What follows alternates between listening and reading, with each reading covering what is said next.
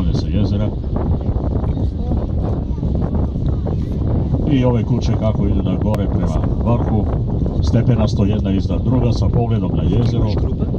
A na samoj obali imate i tih puno restorana, kafića, tako da sve to je sada za turiste opremljeno.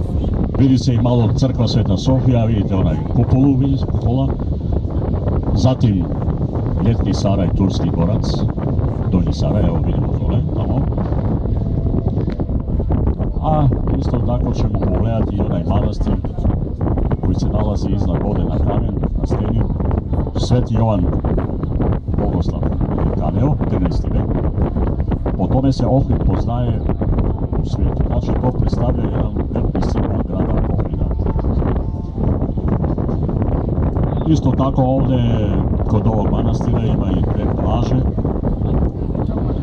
To su privatne pod koncesijom, ima i restoran, tako da evo vam još jednu priliku da jednu večer provedete i ovdje, da probate tu ohridsku pastanku, odmah tu na početku imate taj restoran, a možete i pješke da dođete iz grada, evo ima taj mali most koji je sada na